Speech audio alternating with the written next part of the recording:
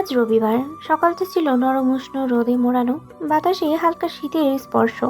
তাই কলেজে আসা মিস করেনি নমিতা। দিনের মধ্যাহ্নভাগ কলেজ ক্যাম্পাসে থাকা কৃষ্ণচূড়া গাছটার নিচে ঠাঁই নিয়েছে নমিতা আর লাবণী। হাতে দুজনেরই কাঠি আইসক্রিম, পিঠে চড়ানো ব্যাগে হঠাৎই কল বেজে উঠল লাবণীর। দ্রুত হাতের ফোনটা বের করে রিসিভ করলো। দুপা পথ সরে গিয়ে কথা বললে আবারও এসে পূর্বের স্থানে দাঁড়ালো। নমিতা নিঃশব্দে ভ্রুকুটি করে সরু চোখে তাকিয়ে রইল কিছুক্ষণ। আকস্মিক নমিতার এমন দৃষ্টিতে ঘাবড়ে গেল লাবণী। ভীত গলায় বলল, এভাবে তাকিয়ে আছিস কেন নিমু?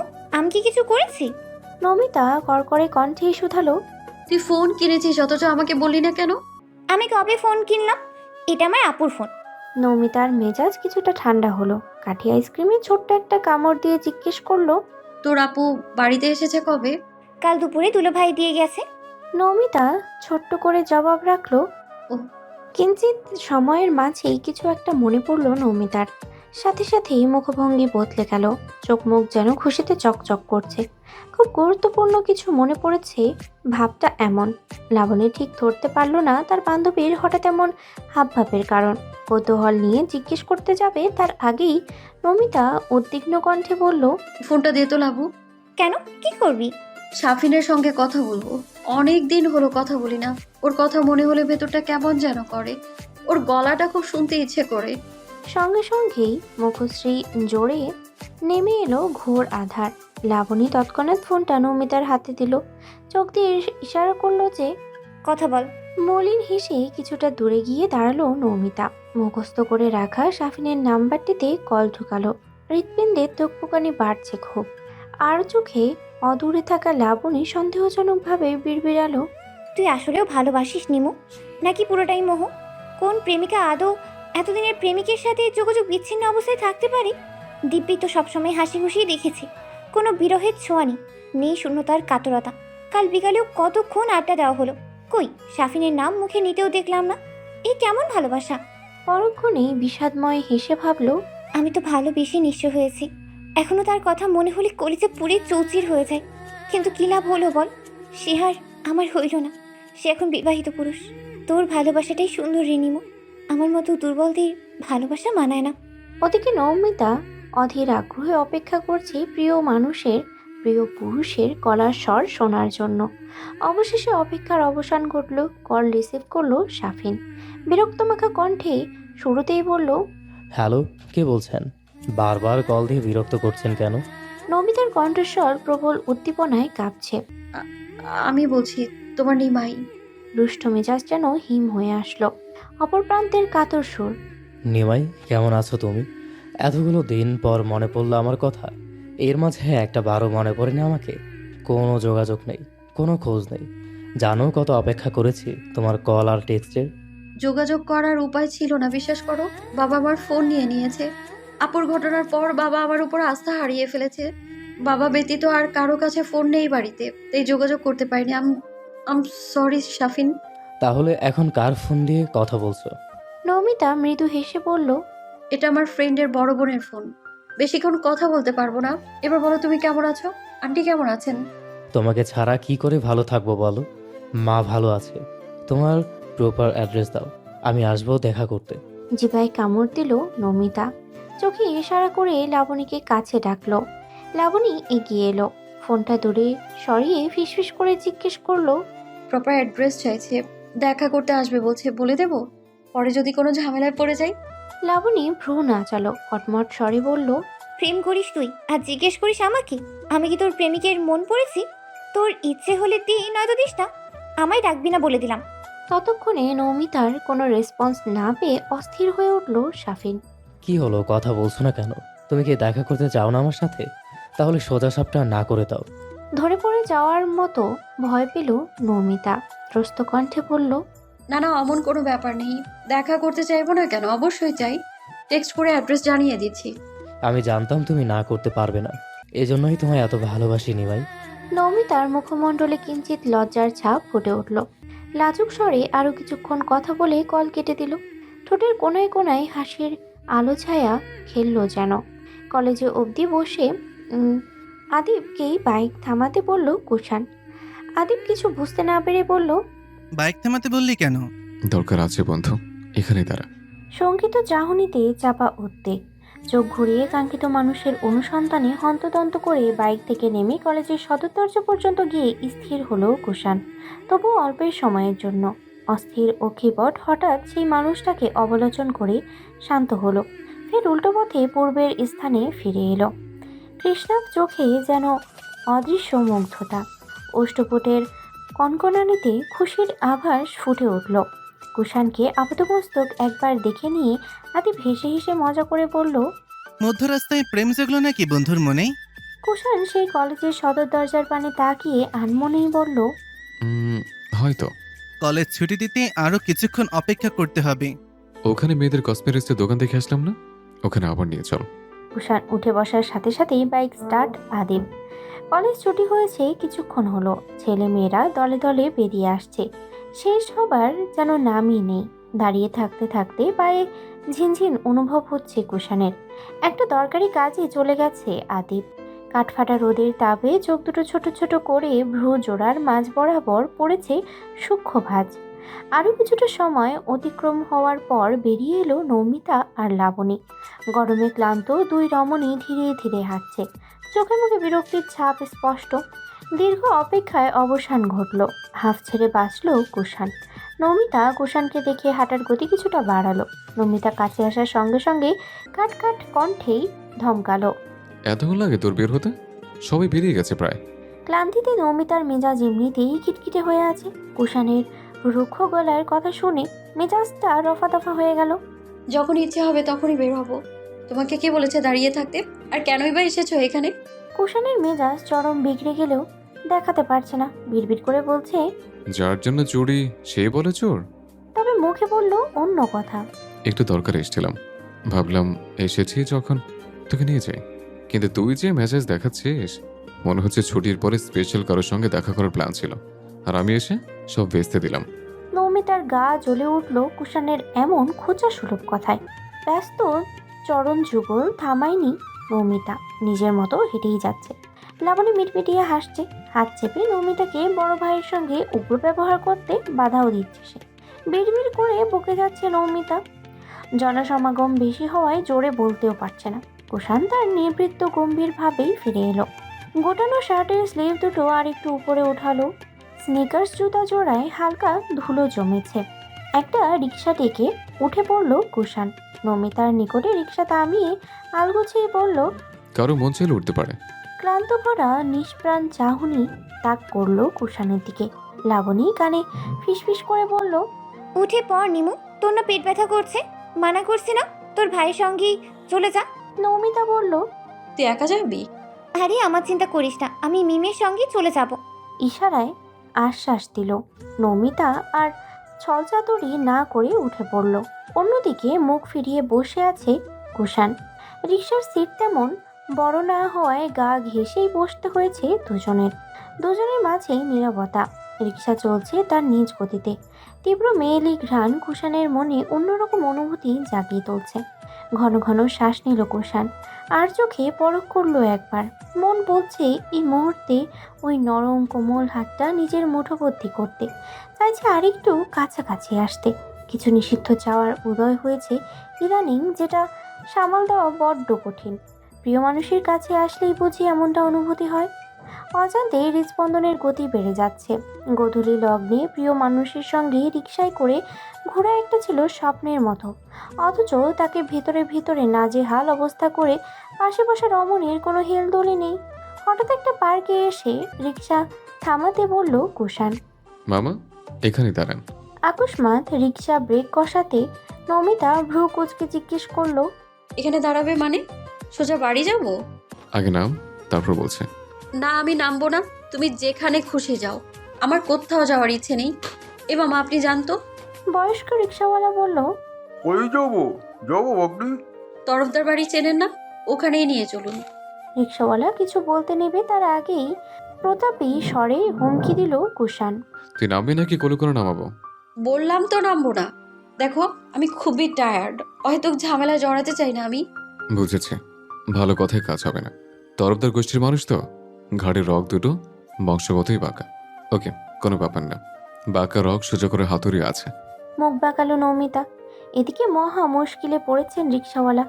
সামনে এগোবেন নাকি এখানেই এদের যাত্রা সমাপ্তি ঘটাবেন ঠিক বুঝতে পারছেন না।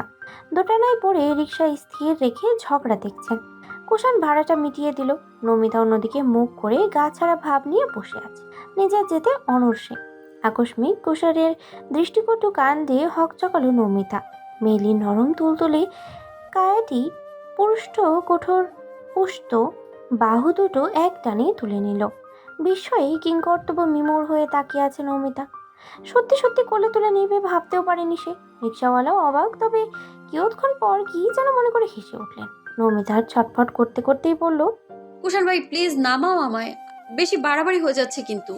কুষাণ তৎক্ষণাৎ নামিয়ে দিয়ে বলল, নে, নামিয়ে দিয়েছে। তোর মতো মুটকিকে কোলে নিয়ে হাঁটতে বয়েই গেছে।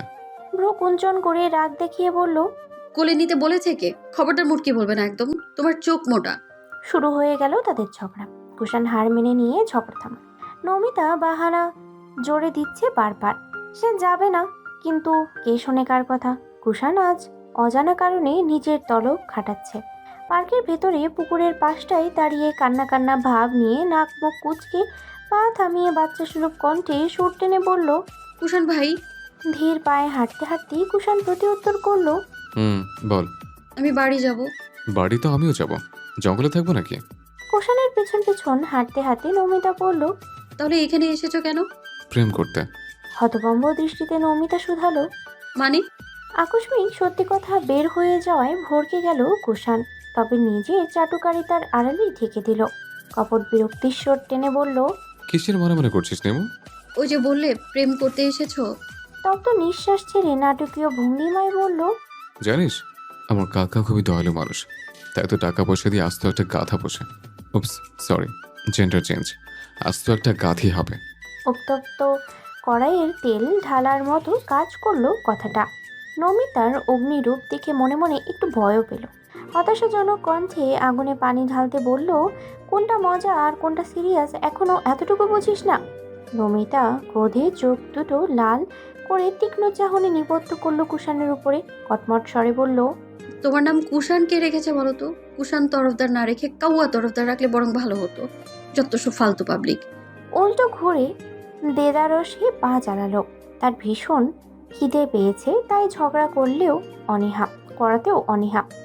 আবারও আশাহত হলো কুষাণ। অতিরিক্ত খোঁচাখুচি করতে গিয়ে এবারও ব্যর্থ হলো। হয়তো নরম স্বরে কথা বললে মুহূর্তটা আরেকটু সুন্দর হতে পারত, কিন্তু স্বভাব যে বদলানো যায় না। দুজনের সম্পর্কের কেমিস্ট্রিটাই তো আলাদা। তবে আজকের সকল কর্মকাণ্ডের জন্য একটু বেশি ক্ষিপ্ত হয়েছে নমিতা। এরকম ব্যবহার সে মোটেও আশা করেনি। না, আশা করেছে জনসম্মুখে হঠাৎ কোলে তুলে নেওয়া। একটা লম্বা শাওয়ার নিয়ে এসে ড্রেসিং টেবিলের সামনে দাঁড়ালো নমিতা। মুখে ক্রিম মাখতে মাখতে হাঁক ছেড়ে ডাকলো শাহনাজ বেগমকে। মা, খিদে পেয়েছে। অমনি অপ্রত্যাশিত কাউকে প্লেট হাতে ঘরে ঢুকতে দেখে চমকে গেল নমিতা। ভাবতেও পারেনি সে এই মুহূর্তে এই মানুষটাকে দেখবে। খুশিতে পা খাড়া, জড়িয়ে ধরল বোনকে। নিকিতা নির্মল হেসে বলল, আস্তে পাগলি, প্লেট পড়ে যাবে তো। কিসের আসতে? কতদিন পর তোমায় পেয়েছি। কখন এসেছো? ফিরোজ ভাই কোথায়? বাবা মেনে নিয়েছে? ওই আফসানা তোমাকে তাড়িয়ে দেয়নি তো? ভাতের প্লেটটা টেবিলে রেখে দু হাত ধরে বিছানায় বসলো নমিতাকে। শান্ত স্বরে বলল, বলছি একসাথে এতগুলো প্রশ্ন ইনভেস্টিগেশন অফিসারও করে না। সশব্দেই হাসলো নমিতা। হাসতে হাসতে একটু নড়ে চড়ে বসলো। ইশারায় বলল খাইয়ে দিতে। নিকিতা বোনের আবদারটুকু সযত্নে পূরণ করতে ব্যস্ত হয়ে উঠল। খাইয়ে দিতে দিতে এক এক করে জবাব দিল নিকিতা। বলছিলি না কখন এসেছি? বেলা 12টায় এসেছি। এসেছো বুঝলাম, কিন্তু বাবা তো সহজে মেনে নেবার পাত্র নন। নিশ্চয়ই অনেক বেগ পোহাতে হয়েছে তোমাদের, তাই না? মোটেও না। আমার শ্বশুর বাবা আর কুষাণ ভাই দুজনে মিলে বাবাকে কনফেস করে ফেলেছে। তোর দুলাভ হয়েছিল তাদের সাথে, তবে অপরাধটা তার বলে বেশি জোর দিতে পারেনি। হ্যাঁ, একটু তো বকুনি খেতে হয়েইছে, তবে যখন আব্বুর বুকে মাথা রেখেছি সব অভিমান ভেঙে গুড়িয়ে গেছে। একটু অন্যমনস্ক হয়ে গেল নিকিতা। পরক্ষণেই নমিতার কথায় সম্বিত ফিরে পেল। এসব কখন ঘটে গেল? আর আমি কিছু জানিও না। আমিও কিছু জানতাম না রে। আমার শ্বশুর খুবই ভালো মানুষ, তিনি কাল রাতেই নাকি বাবাকে বুঝিয়ে সুঝিয়ে সম্পর্কটা স্বাভাবিক করতে চেয়েছিলেন, কিন্তু পারেননি। বাবার রাগটা একটু বেশিই ছিল। তবে আজ সকালে যখন ফুপু আমার হাত পোড়ালো, পরে কুষাণ ভাইকে বলে কল করে বলতেই সব ব্যবস্থা ভাইয়াই করেছে। অনেক কাঠখড় পুড়িয়ে বাবার মন গলাতে সক্ষম হয়েছে। তোর দুলাভাইয়ের চাকরি না হওয়া অবধি এখানেই থাকবো। এতক্ষণে নৌমিতার খেয়াল হলো বোনের পুড়ে যাওয়া হাতের দিকে। কবজির উপরের অংশে লাল লাল ছোট ছোট ফোসকা। একগুঁয়ে স্বভাবে পুরো ঘটনা শুনতে চাইল। নিকিতা বলতে না চাইলেও নৌমিতার জেদের কাছে হার মানতে হলো তাকে। পুরো ঘটনা শুনে প্রচণ্ড রাগে ক্ষোভে আফসানাকে অকথ্য ভাষায় গালাগালি দিতে থাকলো সে। অতিরিক্তের রাগে হিংস্র সাপের ন্যায় ফুঁসছে। ক্ষিপ্ত মেজাজ আদর কঠিন করে রেখেছে, যার ফলস্বরূপ চোখ দুটো লাল আভায় উদ্ভাসিত। মুখে ভাত অবধি তুলছে না। এই মুহূর্তে আফসানাকে সামনে পেলে হয়তো তার যা জান্তব রূপটা দেখতে পারত। তবে ছাড় দেওয়ার পাত্রী তো সে নয়, কিছু না কিছু তো একটা করেই ছাড়বে। দিনের বেলার কোলাহল জঞ্জাট শেষে প্রকৃতি তার নিজস্ব এক নিয়মে উজ্জ্বল পৃথিবীকে ধীরে ধীরে আধারে ঢেকে ফেলে। শহরের তুলনায় গ্রামগঞ্জে রাতের পরিবেশ অনেক বেশি নিরিবিলি। নির্জন প্রহরে রাস্তাঘাটে জনসমাগম নেই বললেই চলে। তরফদার বাড়ির সদর দরজার কপাট হালকা করে ভেড়ানো। কুষাণ শব্দহীন পায়ে দরজা ঠেলে ভেতরে প্রবেশ করলো। পুনরায় দরজাটা আটকে দিয়ে মাথায় ছোট ছোট মৃদু চুলে হাত বোলাতে বোলাতে খাবার ঘরের দিকে পা রাখলো সে। সবেমাত্রই খেতে বসেছেন নাজিম তরফদার, সাথে বসেছে রাহিলা বানু। নিলয় সবার আগেই খেতে বসেছে। নিকিতা রয়ে শয়ে বসলো তার দাদির পাশের চেয়ারটায়। পূর্বে ঘটানো কাণ্ডে বাবার সঙ্গে বসে খেতে বেশ অস্বস্তি হচ্ছে তার। মাথার ঘোমটাটা টেনে ঠিক করে নিল। লজ্জা বোধে মিটিয়ে যাচ্ছে বারংবার। নাজিম তরফদারের মুখেও কোনো শব্দ নেই। রাহেলা বানু অবশ্য এটা সেটা বলে পরিবেশ স্বাভাবিক করার চেষ্টা চালিয়ে যাচ্ছেন। কিছুক্ষণের মধ্যে নমিতা এসে ডান পাশের একটি চেয়ার টেনে বসলো। বসে ব্যস্ত হাতে প্লেটে পানি ঢালতে ঢালতে বলল, কি রান্না করেছো মা? সব তো সামনে রাখা আছে, দেখে নে। তৎক্ষণাৎ নমিতার পাশে চেয়ার টেনে বসলো কুষাণ। শাহনাজ বেগম মৃদু হেসে দ্রুত কুষাণকে খাবার দিতে লাগলেন। কিছুক্ষণ হাঁ হয়ে বসে থেকে নমিতা অধৈর্য হয়ে বলল, আগে আমি এসেছি, আমাকে আগে খাবার না দিয়ে ওকে দিচ্ছ তুমি? শাহনাজ বেগম চোখ গরম করে তাকালেন। নিমু, ব্যবহার ঠিক কর। তুই এখনো শিশু আছিস না। দুদিন পর শ্বশুর বাড়ি যাবি। এই ধরনের স্বভাব কেউ সহ্য করবে না। সঙ্গে সঙ্গে রাহিলা বানু বললেন, সহ্য করতে না মানে সব জাইন্না হুইন্নাই আমাগো মাইয়ারে এই বেড়া বিয়া করতে রাজি হইব, ওর লগেই বিয়া দিম। এত সুন্দর বউ পাইব কই? না মাইন্না নিলে ওই জামাই বাদ, দরকার পড়লে আরেকটা ঠিক করমু। কি কও দাদু ভাই? হঠাৎ কেসে উঠল কুষাণ। পানি ভর্তি গ্লাসটা টেনে একটু পানি খেলো। নিজেকে একটু স্বাভাবিক করে রাহিলা বানুর সঙ্গে তাল মেলায়। হ্যাঁ দাদু, ঠিক বলেছ। আজকাল এমন ঝগড়াটে বউ খুঁজে পাওয়া আসলেই দুষ্কর। নাজিম তরফদার বাদে সবাই হেসে উঠল। মা বাবার সামনে বিয়ের কথা উঠায় এমনি কুকড়িয়ে গেছে নমিতা। তার উপর কুষাণের এমন বেখাপ্পা কথায় আরো লাল হয়ে গেল ওই সুন্দর মুখশ্রী। সরু নাকটা ফুলে ফেপে উঠেছে বারবার। প্রখর দৃষ্টিতে কুষাণকে দেখে মনে মনে কিছু কটু বাক্য শোনাতে ভুলছে না। কুষাণ হাত বাড়িয়ে রুই মাছ বোনার বাটিটা তুলতে নিলে সঙ্গে সঙ্গেই নমিতা দ্রুত হাতে কুষাণের জন্য বরাদ্দকৃত মাছটা নিজের পেটে নিয়ে নিল। নিলয় অকপটে বলল, আপু, ওটা কুষাণের ভাইয়ের জন্য ছিল, আর তুমি নিয়ে নিলে। তুমি না রুই মাছ খাও না? খাই না বলে যে খাবো না এটা কখন বললাম? আজ খেতে মন চেয়েছে তাই নিয়েছি। ফালতু না বকে নিজের ঘরে যা। কুষাণ বেশ বুঝতে পারছে তার ওই সময়ে বলা কথার প্রতিশোধ নিতেই নমিতা এমনটা করেছে। শাহনাজ বেগম রেখে গেলেন নমিতার এমন বাচ্চা সুলভ ব্যবহারে। নমিতার পিঠে চড় দিয়ে বললেন, এবার কিন্তু বেশি বাড়াবাড়ি করছিস নিমু। ছেলেটা কতদিন পর এসেছে, আবার পরশু হয়তো চলে যাবে। ভালো করে কিছু বানিয়ে খাওয়াতেও পারলাম না। তার ওপর তোর এই অভদ্র আচরণের জন্য একটুও শান্তি পেল না ছেলেটা। দিন দিন অভদ্রতার সীমা ছাড়িয়ে যাচ্ছিস। ঠোঁট ফুলিয়ে নাক মুখ কুচকে থম মেরে বসে আছে নমিতা। কুষাণ ঠোঁট কামড়ে হাসল। মানবিকতার খাতিরে দরদি গলায় বলল, থাক কাকিমা, ওকে কিছু বলো না। ছোট মানুষ তো, বুঝতে পারেনি। আমি কিছু মনে করিনি। 17 বছরে পা দিয়েছে, এখন কিসে ছোট ও?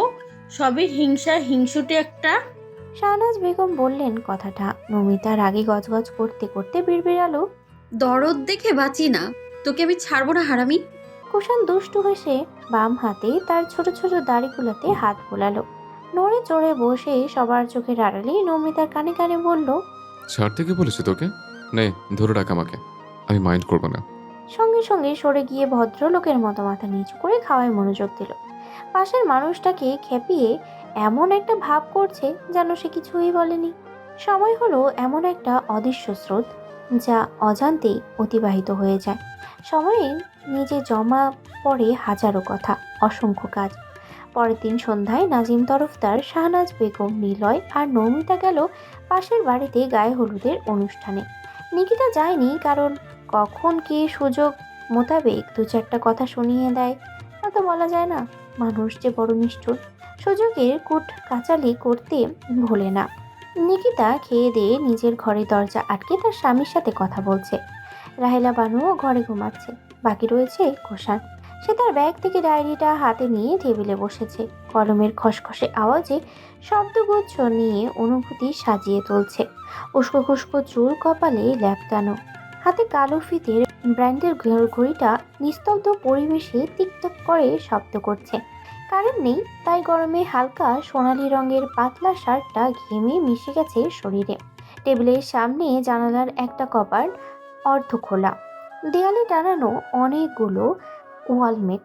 হঠাৎ কারোর পায়ের খটখট আওয়াজ শুনতে পেল কুষাণ।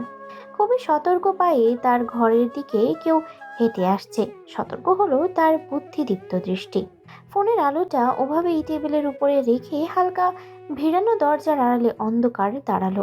হয়তো তার ষষ্ঠ ইন্দ্রিয় জানান দিচ্ছে পায়ের শব্দটাকার। টুকটুক করে দরজা খুলে ভেতরে ঢুকতে আকস্মাৎ পিছন থেকে আগন্তুকের হাত আর মুখ চেপে ধরল কুষাণ। এখানে পর্যাপ্ত আলো নেই। ঠোঁট টিপে হাসছে কুষাণ। এই তো ধরে ফেলেছে। এই তো দেখি ডিজিটাল চোর, শাড়ি পরে চুরি করতে এসছে।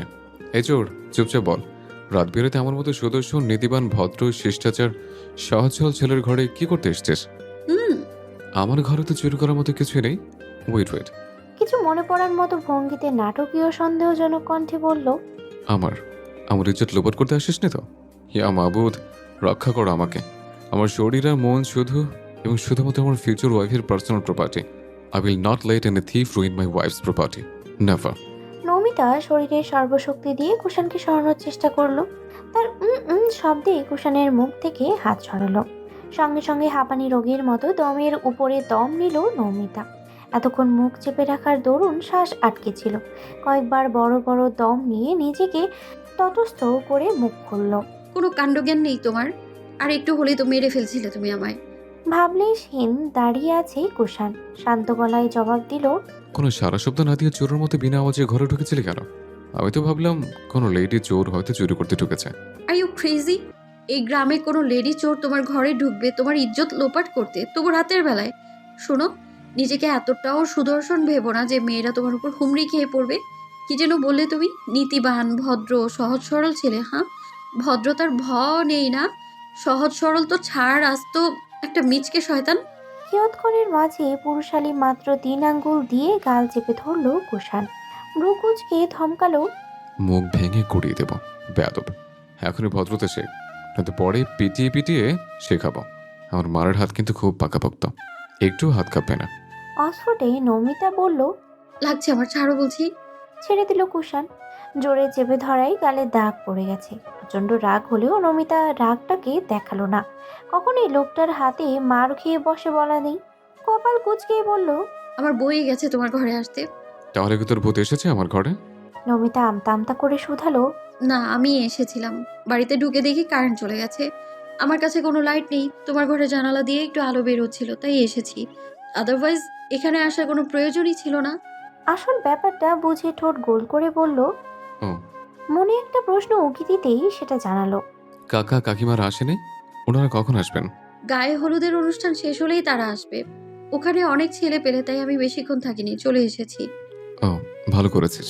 এখন তোমার ফোনটা একটু দাও তো। ব্যস্ত গলায় বলল নমিতা। কুষাণের মাথায় হঠাৎ একটা দুষ্টু বুদ্ধি খেলল।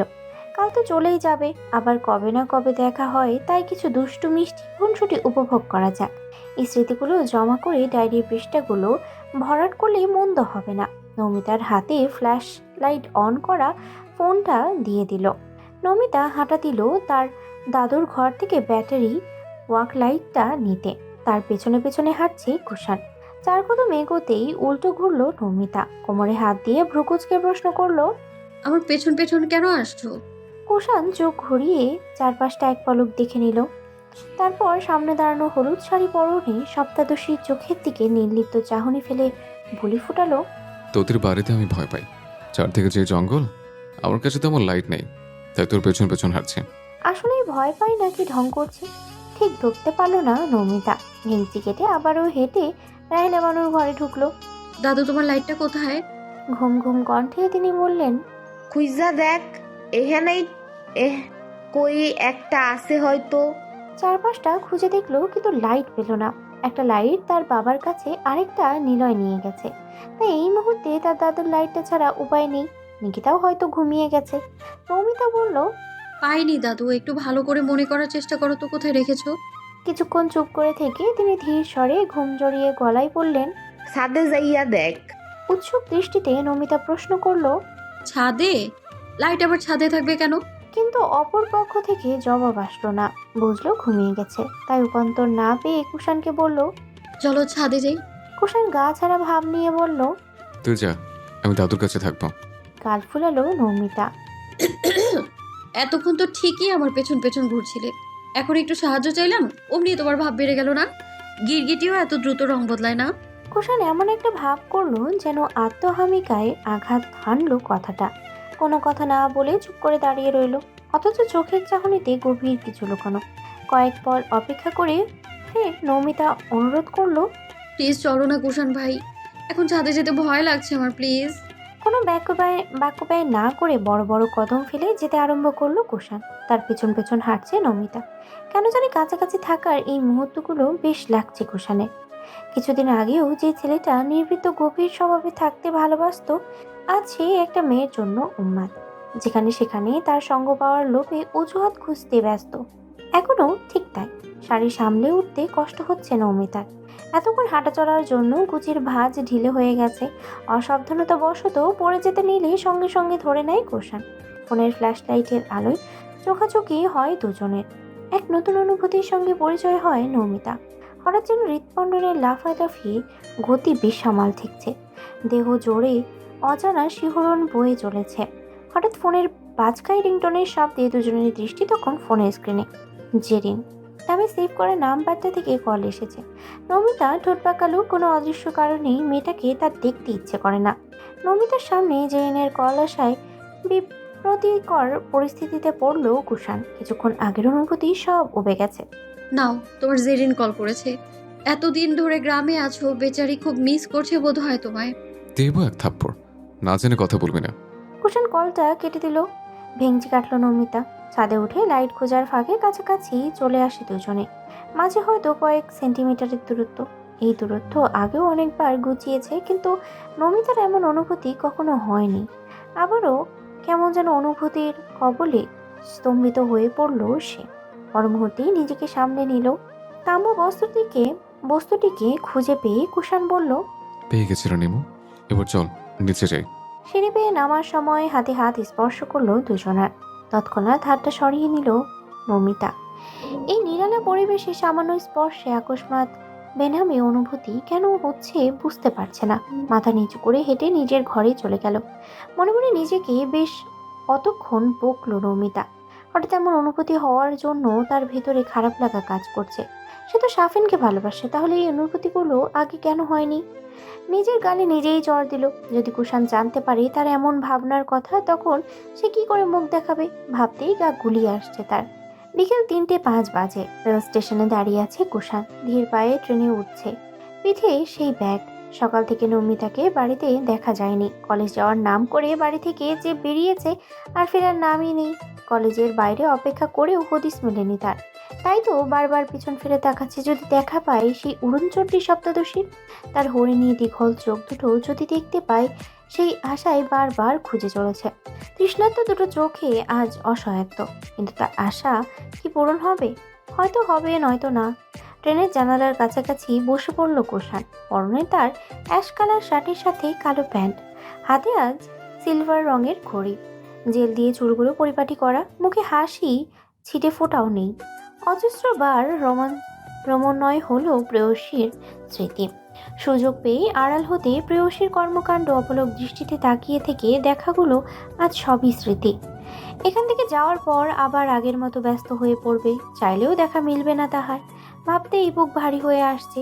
ব্রুক প্রলম্বিত নিঃশ্বাসটা ত্যাগ করলো। ট্রেন স্টার্ট দিয়ে ফেলেছে, ধীরে ধীরে চলছে এখন। অমনি কুষাণের নজরে এলো নৌমিতার মতো বোরখা পরিহিত একটা মেয়েকে।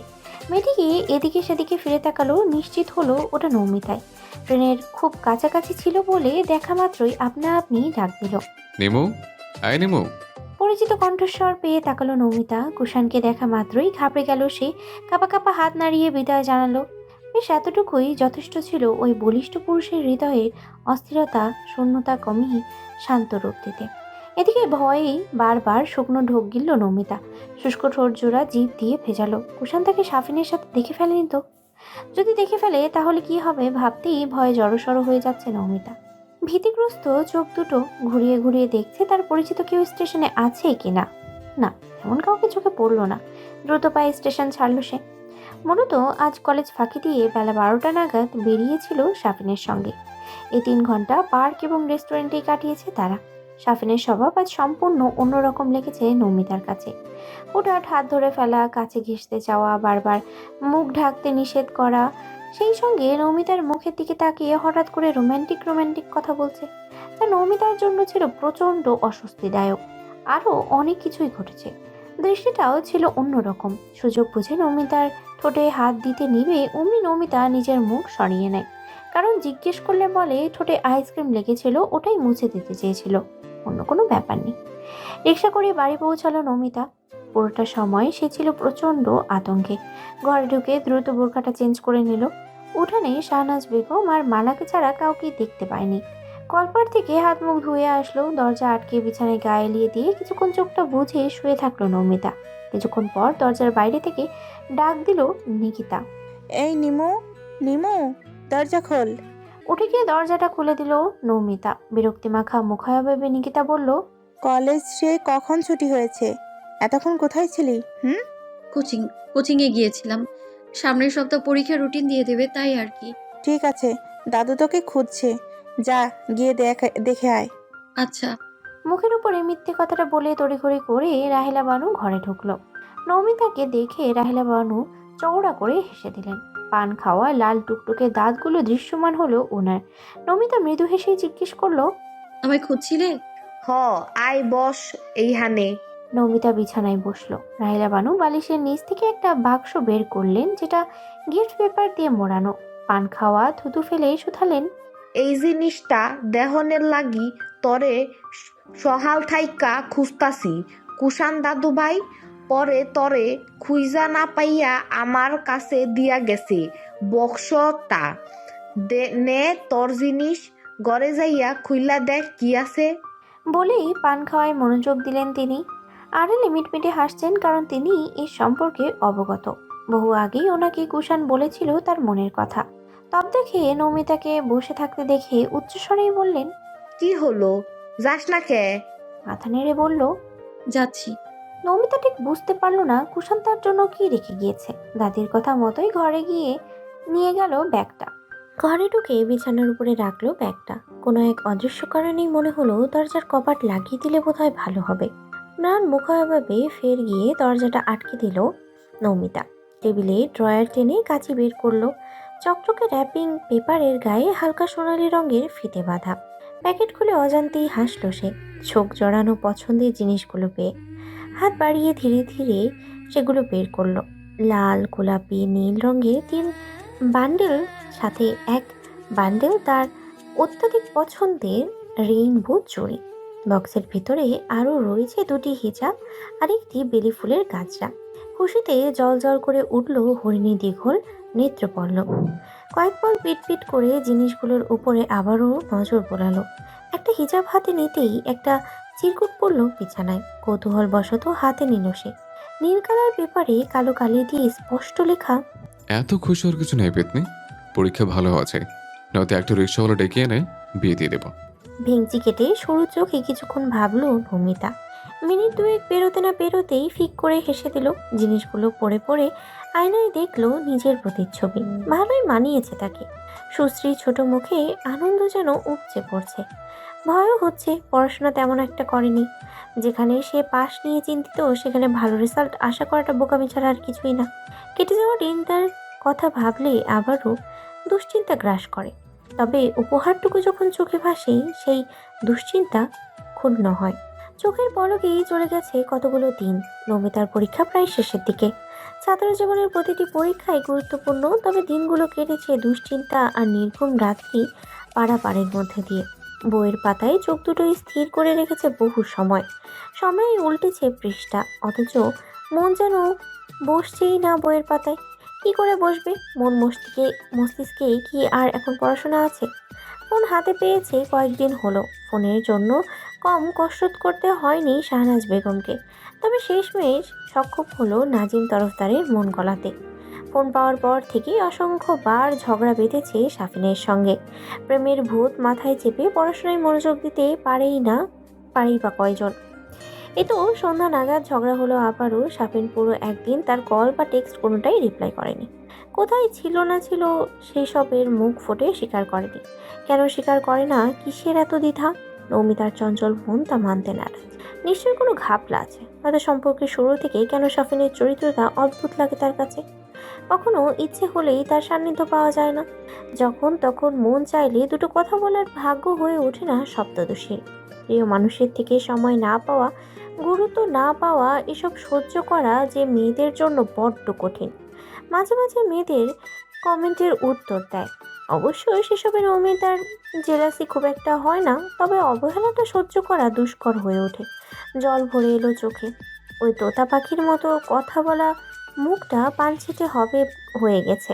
বিবর্ণ মুখে হাসির ছটাক যেন পুরোপুরিই গায়েব। আজ থেকে পরীক্ষা নামক ঝামেলা থেকে মুক্ত হলো নমিতা। রাতে শুয়ে প্রফুল্ল চিত্তে ফেসবুকিং করছে। নিকিতা আগের সপ্তাহে চলে গেছে তার জামাইয়ের সঙ্গে। আফসানা চরিত্রের কোনো উন্নতি হয়, স্বভাব এখনো আগের মতোই অনড়।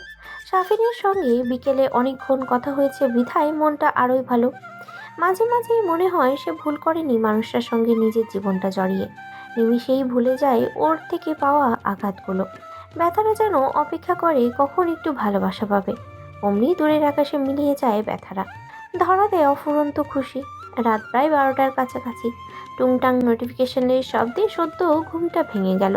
ঘুম চোখের পাপড়ি ঝাঁপিয়ে ফোনের উপর থেকে নোটিফিকেশনটা দেখলো। না চাইতেও খুলতে হলো স্ক্রিনের লক। মনোযোগ আকর্ষণ করলো।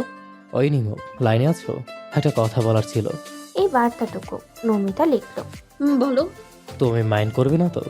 না না, মনে করার কিছু নেই, বলে ফেলো, কিছু মনে করব না। না থাক, পরে যদি তুমি রাগ করো।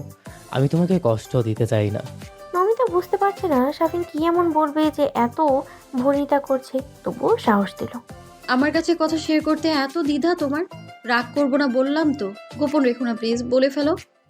সঙ্গে রিপ্লাই এলো। নিমাই, আমি তোমাকে সত্যি অনেক ভালোবাসি। আমি জানি তুমিও আমায় ভালোবাসো। আমি যদি কিছু আবদার করি তাহলে কি খুব বড় অন্যায় হবে?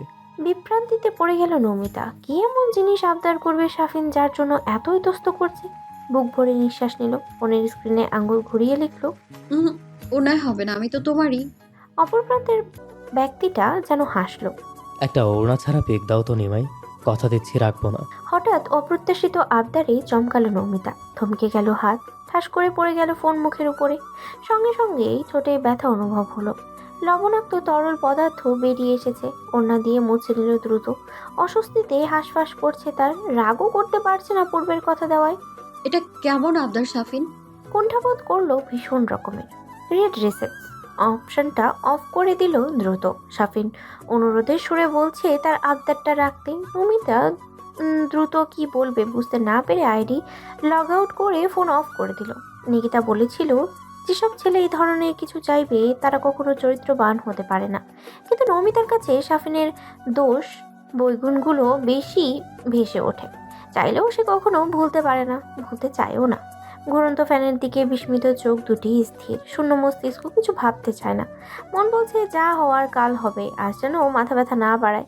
ঘড়ির কাঁটায় টিকটিক শব্দ, সময় ঠিক রাত 2টা হবে হয়তো। ওকে পটে নিদ্রার দেখা মিলছে না, এপাশ ওপাশ করেও শান্তি পাচ্ছে না মন। ডিম লাইটের আবছা আলোয় আলোকিত ঘর। ফোনটা হাতে তুলল। আরও একটা আইডি আছে তার, যেটার শুধু পরিচিতরাই সংযুক্ত। প্রথম স্ক্রলিং একটা পোস্ট সামনে এলো, চোখ আটকালো। কুষাণ তরফদার নামটাতে আগ্রহ নিয়ে পড়তে শুরু করলো। মাঝে মাঝে প্রচণ্ড ইচ্ছে হয় সময়টাকে স্থির করে রাখতে, আটকে দিচ্ছে হয় তার নিজস্ব বহমানতা।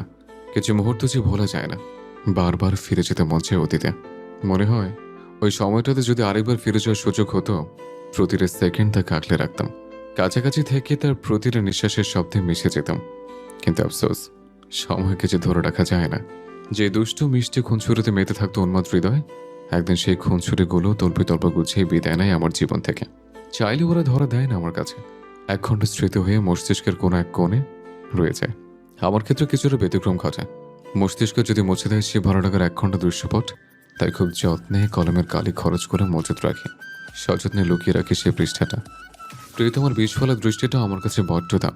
তাকে মিস করে ভীষণ রকম উপলব্ধি করি তার অনুপস্থিতি কতটা বিদীর্ণ করে বক্ষকুঠরে। হরিণী দীঘল চোখে কাজলের ছোঁয়া, অতঃপর যখন আমার পানে তাকায় এফোর উফোর হয়ে যায় আমার বক্ষপিঞ্জর। বেসামাল হয়ে পড়া নিউরনের প্রত্যেকটি সেল, তাদের যাওয়া পাওয়ার কোনো সীমা পরিসীমা নেই। আবার কবে কবে অতীতের পুনরাবৃত্তি ঘটবে? নীরবে নিভৃতে প্রহর গুনছে, আশার প্রদীপ এখনো নিভে নেই, জল জল করে জ্বলছে সোনালি আলো। পুরোটা গভীর মনোযোগ দিয়ে পড়ল নমিতা। কুষাণের লেখার মধ্যে যে কাব্যিক একটা ভাব আছে সেটা তার জানা ছিল না। এখন কুষাণ ভাইকে মেসেজ পাঠালে কেমন হয়, যেই ভাবনা সেই কাজ। বাহ, তোমার তো দেখি লেখক লেখক ভাব। এতটুকু লিখে আর কিছু লেখার সাহস করলো না। কে জানে আদৌ রিপ্লাই দিবে কিনা। তাকে চমকে দিয়ে তৎক্ষণাৎ জবাব এলো ওপার থেকে, বিস্ময়ী চক্ষু সপ্তম আসমানে। এত রাতে অনলাইনে কি করিস? নমিতা মৃদু হাসলো। একটু মজা করা যাক, মানুষটাকে খেপাতে বড্ড লাগে তার। লিখলো, প্রেম করি, তা তুমি করছো? ভাবির সাথে কথা বলো নাকি? সাথে দুটো লজ্জার ইমোজি। কুষাণ কি ভাবছে কে জানে। তবে চঞ্চল নমিতার মতলবটা হয়তো ধরতে পেরেছে। সেও একটু আশকারা দিয়ে লিখলো, প্রেম করিস? সে তো উত্তম কাজ। তোর ভাবি আবার কে? নিলয় বিয়ে করে ফেলেছে? ন্যাকামি করো কেন কুষাণ ভাই? নীলয়ের কি বিয়ের বয়স হয়েছে? তোমার গার্লফ্রেন্ডের কথা বলছি। ও হ্যাঁ, বলছি তো তোর ভাবির সঙ্গে। জানিস তোর ভাবিটা না বড্ড পাষাণ, একটু খোঁজ নেয় না আমার, ভাবে না আমার কথা। নমিতার একটু খারাপ লাগলো কেন জানো। সেও আবেগাপ্লুত হয়ে লিখলো, কেন কেন খোঁজ নেয় না? এর জন্যই বুঝি পোস্টে ওসব লিখলে? হুম। ওই জেরিনের এত বড় দুঃসাহস হয় কি করে আমার হ্যান্ডসাম ভাইটাকে ইগনোর করার? একটু বকা দিয়ে আসি আমি। এই গাধি, জিরনের কথা আসছে কোত্থেকে? তোর ভাবি অন্য কেউ। ঠোঁট কামড়ে গভীর মনোযোগ দিয়ে মেসেজ পড়ছে নমিতা। আগ্রহ দমিয়ে রাখতে না পেরে জিজ্ঞেস করেই বসলো, কে সে? ভাবিটাকে একটু দেখতে পারি কি? না, এখন জানানো যাবে না, সময় হলে দেখতে পারবি সে কে। তোর ভাবি এখন আমার মনে বুঝলো না, কবে যে বুঝবে আমাকে। নমিতা অবাক হলো। এত সুন্দর ছেলেটাকে কেউ কি করে ইগনোর করে। গার্লফ্রেন্ডটা মনে হয় খুব অহংকারী। একটু বকে দিলে মনটা হালকা হতো। কথাটা টেনে টাইম করলো। বুঝছি ভাইয়া, প্রিয় মানুষ ইগনোর করে খুব কষ্ট হয়, চিৎকার করে কান্না করতে ইচ্ছে করে। মনে হয় এই মুহূর্তে যদি সে সামনে থাকতো, একটা বার তাকে জড়িয়ে ধরতে পারতাম যদি, তাহলে সব কষ্ট নিমেষেই উধাও হয়ে যেত। কুষাণ মেসেজে ওয়াও, রিয়্যাক্ট দিল। নমিতার মেসেজটা পড়ে ভীষণ অবাক হয়েছে সে। এত সব জানলো কি করে? কে তাকে এসব শিখিয়েছে? নাকি নমিতার নিষিদ্ধ পথে হাঁটা শুরু করেছে? জানার কাছে বসে থাকা 24 বছরের ছেলেটা সঠিক কারণটা ধরতে পারলো না। এক ভ্রু উঁচু করে দ্রুত হাতে টাইপ করলো, কি রে নেমু, তুই সব জানলে কি করে? সত্যি সত্যি বল বেয়াদব, যদি কোনো গন্ডগোল বাধাস থাপ্পড় একটাও মাটিতে পড়বে না। থতমত খেয়ে গেল নমিতা। হক চকালো কুশনের শাসানোতে। ফের পড়লো নিজের পাঠানো মেসেজটুকু। পড়া শেষে নিজেই লজ্জা পেল। দ্রুত আনসেন্ড করে দিল মেসেজটা। কি বলবে ভেবে না পেয়ে মজা করে প্রসঙ্গ বদলাতে চাইল। কারণটা যুক্তিযুক্ত মনে হলো না কুষাণের। ষষ্ঠ ইন্দ্রিয় যেন অন্য কিছুরই আভাস দিচ্ছে। একটু সতর্ক হওয়া উচিত এবার। গোয়েন্দা দৃষ্টি ফেলতে হবে নিমোর সমস্ত অ্যাক্টিভিটির উপরে। স্বভাব সুলভ কঠিন ভাষায় ফের উত্তর দিল, নিমুর বাচ্চা, যদি কোনো ঘাপলো পাই, তোর একদিন কি আমার একদিন। বেল্টের মার তো খাসনি কখনো, একবার খেলে উড়াউড়ি সব বন্ধ হয়ে যাবে। অধিকার খাটিয়ে সতর্ক বার্তা পাঠালো কুষাণ। নমিতা বড় ভাইয়ের শাসন হিসেবে দেখলো ব্যাপারটা। আবারও আতঙ্কে মলিন হয়ে এলো আদর। আদৌ তাদের সম্পর্কে পূর্ণতা পাবে তো? কি জানি কি হবে। সবাই যখন জানবে, মারবে না তো? কি করে ম্যানেজ করবে? তার আপুর মতো যদি মেনে না নেয়, একই পথ বেছে নেওয়া ছাড়া উপায়ন্তর মাথায় আসছে না। ভাবনার সুতোই টান পড়লো কুষাণের মেসেজে। চুপ হয়ে গেলি কেন? ভাবছিলাম কি লিখবো। তুমি যেভাবে হুমকি দিচ্ছ মনে হচ্ছে আমি কোনো ক্লাস 6-এ পড়ুয়া নিব্বি। শোনো, আমি এখন বড় হয়েছি, so knowing about this things is no big deal. বাঁকা হাসলো কুষাণ। খোলা জানালার বাতাসে মৃদু নড়ল চুল। আলতো হাতে দাড়িতে হাত বুলিয়ে গভীর কিছু ভাবলো। লিখলো, কতটা বড় হয়েছিস? কারো দায়িত্ব নিতে পারবি? পারবি একটা উন্মাদকে সামলাতে? ভাবনায় পড়ে গেল নমিতা।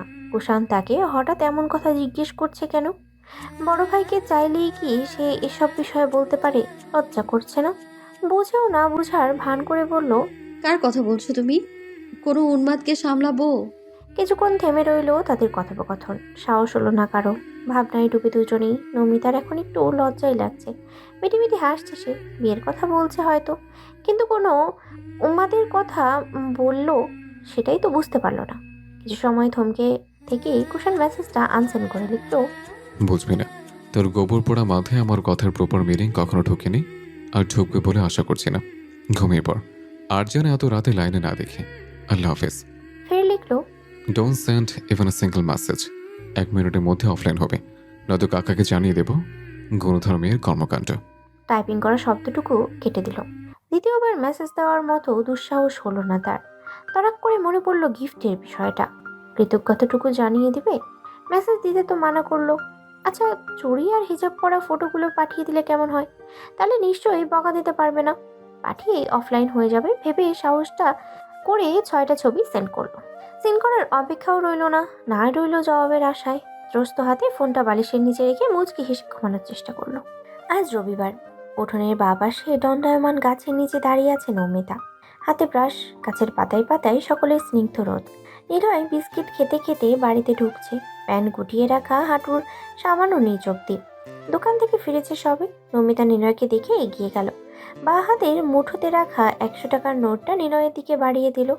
নরম স্বরে বলল, কয়েকটা কফির প্যাকেট আর বিস্কিট আনবি, দ্রুত নিয়ে আসবি।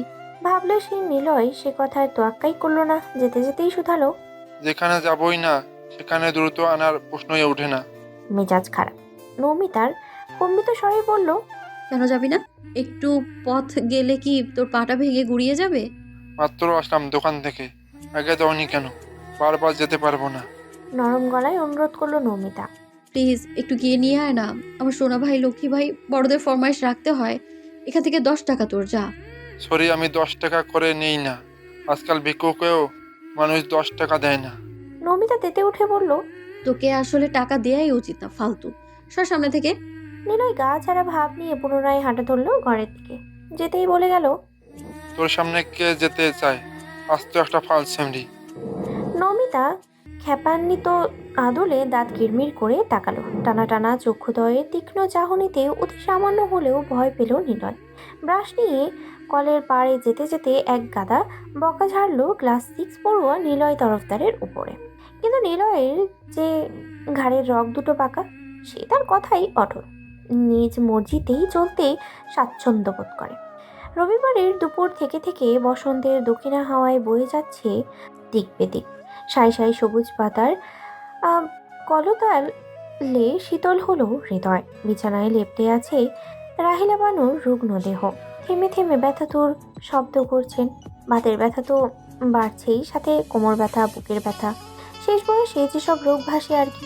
নমিতা চিন্তিত মগ্নে নিঃশব্দে পা ফেলে রাহিলা বানুর ঘরে ঢুকলো।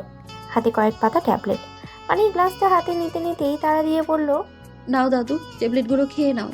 রোগানোর দেহানুপশ্বাস নিয়ে মৃদু নড়লেন রাহিলা বানু। জীর্ণ স্বরে বললেন, আর বড়ি খাইয়া কি করুম? আমি বাঁচতাম না রে নিমু, মইরাই জামু দেহিস। চুপ করো দাদু, এসব বলতে নেই, কালই হসপিটালে নিয়ে যাব তোমায়। অসহায়ত্ব ফুটে উঠল নমিতার গলায়। দলা পাকিয়ে আসছে কথাগুলো। মুখ ভার করে ধীরে ধীরে উঠে বসলো রাহিলা বানুকে। ট্যাবলেটগুলো খাওয়ালো। রাহিলা বানু মুখ তুলে তাকালেন নমিতার দিকে, বললেন, হানিফরে কল দেশ নাই? দিচ্ছি তো দাদু, জেঠুরা রওনা দিয়েছেন, সন্ধ্যার পর হয়তো বাড়িতে উপস্থিত থাকতে পারেন। কিছুক্ষণ থম মেরে বসে রইলেন রাহিলা বানু, তারপর বললেন, তোর মা কই? এতদিন পর আইতাছে, ভালো মন্দ রাখতে কইস। তুমি ব্যস্ত হয়েও না তো দাদু, মা রানবে, এখন শুয়ে পড়ো। ধীরে ধীরে শোয়ালো রাহিলা বানুকে। চিন্তার রেশ এখনো কাটেনি, বরং ধীরে ধীরে গভীর হচ্ছে। ছাদের কার্নিশ ঘেঁষে দাঁড়িয়ে আছে নমিতা, রেলিংয়ে হাত রেখে অসীম নীল শামিয়ানার পানে অক্ষিপুটে স্থির করে রাখা। সন্ধ্যার আকাশটা বড্ড সুন্দর, তবে এখন কেন যেন ভালো লাগছে না কিছু। মুখ ভার সপ্তদশী, ধীরে ধীরে আধারে ঢেকে যাচ্ছে ধরণী। সাদা রঙের ওভারসাইজ টি শার্টটা যেন গিট দেওয়া এক পাশে। আকাশি স্কার্ট পরনে নমিতা তরফদার নিমন। কৃষ্ণাব্র কেশ অবাধে বাতাসে নড়ছে। হাতে ধোয়া ওড়া কফির মগ। হঠাৎ কারো ছোঁয়া পেল কিশোরীর হাত, তবে ছোঁয়াটা বড্ড চেনা। ঘাড় ঘুরিয়ে তাকালো, এক ভ্রু উঁচু করে জিজ্ঞেস করলো, কখন এসেছো? অবাধ্য গভীর চোখ জোড়া এখন নমিতাকেই দেখছে। দাড়িগুলো গতবারের চেয়ে এবার একটু বড়, এলোমেলো চুল কপালে পড়ে আছে। হাত ধরে রাখা অবস্থাতেই কুষাণ বলল, কিছুক্ষণ আগে। নমিতা মাথা দোলালো, হাতের দিকে তাকালো এক নজর। শক্ত করে ধরে আছে কাছের মানুষটি। অল্প স্বল্প অস্তিত্ব বাসা বাঁধলো অন্তরে। কেসে উঠে বলল, হাত ধরেছো কেন? হাত ছাড়ো। তোর কথার কৈফিয়ত দিতে বাধ্য নয়। ভ্রুজোড়ার মাঝখানে সূক্ষ্ম ভাঁজ পড়ল বিরক্তিতে। নমিতা কঠিন স্বরে বলল, এক্সকিউজ মি, এটা তোমার গার্লফ্রেন্ড বা বউয়ের হাত নয় যে যখন তখন ধরবে। এটা আমার হাত, ধরে বুঝে শুনে ধরতে হবে। এক কদম এগোলো কুষাণ। তাদের ভেতরকার দূরত্ব ঘুচল অনেকটা। অনিমেষ নেত্রে দেখছে সন্ধ্যার আবছা আলোর সপ্তদশীর রূপ। তারপর নিরেট গলায় শোধালো, হাতের ঘড়িটা কার? শুকনো ঢোক গিলল নমিতা। ভয়াতুর গলায় জবাবটুকু শোনালো, আমার। গা ছাড়া ভাবনাহীন ছেলেটা এবারও শান্ত গলায় বলল, যতদূর মনে পড়ছে ঘড়িটা আমার। তুই আমার রুম থেকে চুরি করে নিয়েছিলে। এই ক্ষেত্রে তোকে বলাই যায় চোর। উপস, চোর নেই। মুখ বাগালো নমিতা। প্রতাপী স্বরে বলল, তুমি চোর, তোমার বউ চোর, তোমার 14 গোষ্ঠী চোর। আমার 14 গোষ্ঠীর মধ্যে তো তুইও পড়িস। তার মানে কি দাঁড়ালো? খবরদার চোর বা চুন্নি কোনোটাই আমায় বলবে না। ঘড়িতে কারো নাম লেখা ছিল না, পছন্দ হয়েছে নিয়েছি। সাইড দাও, নিচে যাব। খপ করে ধরলো নমিতার কোনোই। এক টানে রেলিং ঘেঁষে দাঁড় করালো তাকে। ভাষাহীন চোখে বোঝা যাচ্ছে না তার মতিগতি। আকাশি শার্টটা কোনোই অবধি গোটানো, দুটো বোতাম খুলে রাখার জন্য উন্মুক্ত হয়েছে বুকের কিছুটা অংশ। দুজনের ভেতরকার ব্যবধানটা খুবই ক্ষুব্ধ। কোথায় যাচ্ছিস? দাঁড়া এখানে। নমিতা নড়াচড়া বন্ধ করে দিল। নড়তে ভুলে গেছে সে। বড় বড় শ্বাসের শব্দ শোনা যাচ্ছে কেবল। কুষাণের শক্ত হাতের চাপে এবার একটু নড়ে চড়ে উঠল। কুষাণ কপাল কুঁচকে রুক্ষ গলায় বলল, আমার রুমে ঢুকেছিলে? ওপর নিচ মাথা নাড়ল নমিতা, যার অর্থ হ্যাঁ, ঢুকেছিল। ফের প্রশ্ন ছুড়ল কুষাণ। আমার রুমে ঢুকতে কে বলেছে তোকে? ঠোঁটজোড়া এক পাশ করেই পাকালো। ভাব নিয়ে বলল, কে বলবে আবার? তোমার রুমে ঢুকতে কারো অনুমতি নিতে হবে নাকি? আসছে অজপাড়া গায়ের প্রেসিডেন্ট। সাথে সাথে মেয়েলি তুলতুলে গালে থাপ্পড় বসালো কুষাণ। পুরুষ্ট হাতের চর খেয়ে স্তব্ধ হয়ে গেল কিশোরী। এক পল গালে হাত রেখে ঠায় দাঁড়িয়ে রইল। টলমলে চোখে ক্রোধান্বিত করাই বলল, মারলে কেন? বেয়াদবির জন্য। ম্যানার্সের ছিটে ফোটাও নেই তোর মধ্যে। এইভাবে চললে কখন কি অঘটন ঘটিয়ে ফেলবো পরে কিছু বলতেও পারবি না। দুষ্টু চোখ দুটো কয়েক সেকেন্ডে ঘুরে এলো কেঁপে কেঁপে ওঠা গোলাপি রঙের ঠোঁট জোড়ায়। জোরে ধাক্কা দিল নৌমিতা। অপ্রস্তুত থাকায় দুকদম পিছালো কুষাণ। হঠাৎ এভাবে থাপ্পড় খেতে হবে তাকে ভাবতেও পারেনি। সহ্য করতে না পেরে ধাক্কা দিল সে। কিন্তু বহু প্রতীক্ষার পর কাঙ্ক্ষিত নারীকে কাছে পেয়েও এত সহজে হাতছাড়া করবে কুষাণ? মোটেও না। এবার পেঁচিয়ে ধরল ছুট। যদিও খুব হালকা করেই ধরেছে, তবুও তেজি নৌমিতা চেঁচালো, আমার সব চুল ছিঁড়ে যাচ্ছে, ব্যথা লাগে না আমার?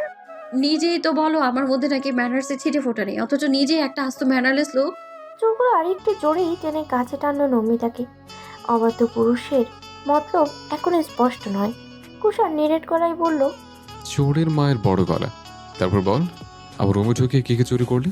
জিভে কামড় বসালো নমিতা। আমতা আমতা করে ভ্যাবলা হাসি দিয়ে বলল, কিছু চুরি করিনি, মানবতার খাতিরে পরিষ্কার পরিচ্ছন্ন করে দিয়েছি। এবার ট্রিট দাও। কানের কিনারে মুখ নিল কুষাণ। বিদ্যুৎ স্পর্শে শিউরে উঠল মেয়েটির পেল। এক অনুচ্চারিত সম্মান ও শরীর প্রতিধ্বনি যেন ছড়িয়ে পড়ল স্নায়ুতন্ত্রে। মন বলছে, পালিয়ে জানিমু। তোর মন জোরে যেখানে একজনের অস্তিত্ব, সেখানে অন্য পুরুষের প্রতি অনুভূতি ঘৃণিত। গুড় কাটালো কুষাণের গলায়। তাহলে আমার টি শার্ট তোর গায়ে কেন? এমনি একটা টি শার্টই তো পছন্দ হয়েছে তাই পরে নিয়েছি। এরকম এমন করার কি আছে? তোমার কি টি শার্টের অভাব পড়েছে? দেখো, তুমি কিন্তু আমার চুল ধরে টেনেছো, থাপ্পড়ও মেরেছো আমার তুলতুলে গালটায়। সরো, এই টি শার্ট এখন আমার। স্ট্রেঞ্জ, মানে যা পছন্দ হবে তাই তো নিতে হবে? হুম, যা পছন্দ হবে তাই নেব। এই শার্টটাও পছন্দ হয়েছে, দাও, এখনই খুলে দাও। মিটিমিটি হাসছে নমিতা। যে করেই হোক নিজেকে অপমান থেকে বাঁচাতে হবে। টি শার্টটা যখন ঘর পরিষ্কার করছিল তখনই চোখে পড়েছে। দুষ্টবুদ্ধি মাথায় চাপতেই সেটা সে নিজের করে নিল। কুষাণ গম্ভীর মুখাভাবে মেঝের পানি তাকালো, আনমনেই আওড়ালো, শুধু শার্ট কেন, চাইলে শার্টের মালিককেও নিতে পারিস। কিছু বললে? কথা ঘোরালো কুষাণ। নাক ছিটকালো নমিতা। ছি, অসভ্য লোক। অমনি নিচ থেকে ডাক পড়লো নমিতার। সুযোগ পেয়ে ছুটল সে। ঠোঁট কামড়ে হাসলো কুষাণ। ধীরে ধীরে সেও পা বাড়ালো নিচে নামতে। রাতের বেলা এক টেবিলে খেতে বসেছে নাজিম তরফদার, হানিফ তরফদার, নিলয় আর কুষাণ। মাহমুদা বেগম আর শাহনাজ বেগম খাবার পরিবেশন করছেন। নমিতা সোফায় বসে মেহেদি দিয়ে দিচ্ছে কাইফাকে। তারা পরে খাবে। খোশ গল্প মজেছে নমিতা আর কাইফা। কণ্ঠ খাদে নামিয়ে বলছে শাফিনের কথা। জানি সোনা আমাকে দেখা করতে এসে পার্কে প্রপোজ করেছে। অনেকগুলো লাল গোলাপ নিয়ে এসেছিল, সবাই তাকিয়েছিল। আমি তো লজ্জায় মরি মরি অবস্থা। কেউ তোমাকে চিনে ফেলেনি তো আপু? আরে না, চিনবে কি করে? আমি তো নতুন বোরকাটা পরে গিয়েছিলাম, চিনতে পারিনি। তোর বোন কি কম চালাক নাকি? মুচকি হাসছে কাইফা। সেও খুব আগ্রহ নিয়ে বলল, জানো আপু, একদিন স্কুলে ওয়াশরুমের সামনে দিয়ে যাচ্ছিলাম, এক ছেলে দৌড়ে এসে আমাকে দাঁড়াতে বলল। আমিও কিছু না বুঝে দাঁড়ালাম। ছেলেটা পকেট থেকে একটা ভাঁজ করা কাগজ বের করলো। ইতস্তত করতে করতে বলল, কাইফা, তোমাকে কিছু বলার ছিল। অমনি ওয়াশরুম থেকে ধরাম ধরাম করে শব্দ হলো। আমি নিশ্চিত ওখানে পেট মোটা কামাল সারি ছিল। কপাল কুচকে নমিতা বলল, তুই বুঝলি কি করে ওটা কামালসারি ছিল? কারণ কামাল স্যারের শব্দ আমি আগে অনেকবার শুনেছি। তখন হঠাৎ ওনার শব্দে ভয় পেয়ে দৌড়ে গিয়েছিলাম। কথার বাঁকে হেসে গড়াগড়ি খেলো দুজনে। কাইফার কথায় নমিতা খিলখিল করে হাসছে তো হাসছে, আমার নামই নিচ্ছে না। সেসব কিছুই নজরে আসছে না কুষাণের। পরের দিন কেটে গেল সকলের হাসপাতালে। পরীক্ষা নিরীক্ষা করানো হয়েছে রাহেলা বারোর। বাড়িতে ছিল কেবল নমিতা, কাইফা আর শাহনাজ বেগম। রাতে বাড়ি ফিরেছেন ওনারা। খাবার খেয়ে ক্লান্ত শরীর নিয়ে সবাই নিজ নিজ বিছানায় গা এলিয়ে দিয়েছেন। কাইফাও বেঘরে ঘুমাচ্ছে, কিন্তু ঘুম নেই নমিতার চোখে। ঘুম আসবে কি করে? মনের মধ্যে ঘুরছে দুষ্টুমি চিন্তা। শাফিন আজ কল করেনি। আজ নাকি প্রচুর ব্যস্ত থাকবে, এমনটাই জানিয়েছে গতকাল। এখন সে পায়চারি করছে ঘরে, হাতে ফোন, খচখচ করছে চঞ্চল মন। দরজা খুলে চারপাশে পরখ করে নিল একবার।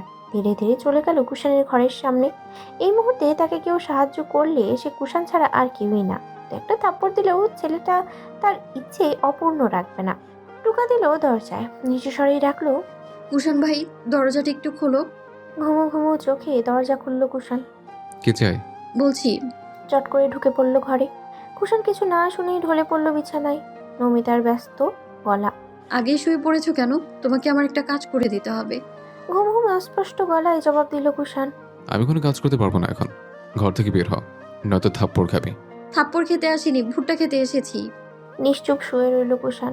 নমিতা কুষাণের মাথার কাছটায় বসে হাত রাখলো ওর চুলে। মুখে গিয়ে কানের উপকূলে রাখলো, ফিসফিস করে বলল, যা বলবো চুপচাপ শুনবে, ভুলেও চেঁচাবে না। আর রাস্তার বাম দিকে একটা ভুট্টা খেতে আছে না, আজ একটা ভুট্টা চুরি করব। কেন? তোর বাপের টাকা নেই? টাকা না থাকলে আমার কাছ থেকে ধার নিস। এই রাতের বেলা চুরি করতে যাবে কি জন্য? আহা, বাবার টাকা থাকবে না কেন? আমার বহুদিনের শখ ভুট্টা চুরি করে খাবো। এবার ওঠো তো ওঠো, আমার একলা একলা ভয় করে। কুষাণ এমন একটা ভাব করলো যেন ঘুমের সাগরে তলিয়ে গেছে। হাত ধরে টানতে লাগলো কুষাণকে। সুবলিষ্ট পুরুষের এক চুলো নড়াতে পারল না নমিতা। তার ওই পুঁটি মাছের শক্তি কি পুরুষালী দেহের সাথে পেরে উঠবে? না পেরে কান্না করে দিচ্ছে নমিতা। উঠে দাঁড়ালো কুষাণ। চুপ কর, ন্যাকা ষষ্ঠী, চল এবার। চওড়া হেসে হাঁটা দিল নমিতা। বের হলো বাড়ি থেকে। ঘুমের রেশ টলতে টলতে নমিতার গায়ে ভর ছেড়ে হাঁটছে কুষাণ। দু হাতে পেছন থেকে জড়িয়ে মাথা রেখেছে ঘাড়ে। কিছুটা ঘুম আর কিছুটা ভনিতা নাক টেনে নিচ্ছে মেয়েলি শরীরের ঘ্রাণ। নমিতা বারবার সোজা হয়ে দাঁড় করানোর চেষ্টায় অবশেষে অক্ষম হলো। বিরক্তি আর অস্বস্তি দুটাই ঘিরে ধরেছে তাকে। এত ভারী কেন তুমি? আগে জানলে একাই আসতাম। কিছু পথ যেতেই ছাড়া মেরে কুষাণকে দাঁড় করিয়ে চটপট ভুট্টা তুলে ওড়না নিয়ে লুকালো। বড় বড় কদমে কুষাণকে পিছনে ফেলে ঢুকে পড়লো বাড়িতে। কুষাণের ঘরে ঢুকলো দুজনে। ধরা পড়ে যাওয়ার ভয়ে উবে গেছে কুষাণের ঘুম। দেখি তো ভুট্টাটা। দু হাতে দেখালো দুটো ভুট্টা। ভ্রু কুঞ্চন করে কুষাণ বলল, দুটো ভুট্টা নিয়ে চলে এলে, তোর তো অনেক সাহস। ভাব নিয়ে বলল নমিতা। সাহসের দেখেছোটা কি? আমার সাহস সম্পর্কে তোমার কোনো ধারণাই নেই। বাহ, তুই তো দেখি চুরিবিদ্যায় ডিগ্রি অর্জন করেছিস, একেবারে খানদানি চন্ডী। তার মানে আমার সন্দেহটাই ঠিক। এবার দেখছি সব জিনিস দেখে শুনে রাখতে হবে, নয়তো কখনো কি চুরি হয়ে যায় বলা যাচ্ছে না। রেখে গিয়ে কটমটে গলায় বলল নমিতা। তুমি আবার আমায় চুন্নি বললে? আহা, যে সে চুরি তো বলিনি, একেবারে খানদানি চুরি বলেছি। চুরি হলেও সম্মান আছে।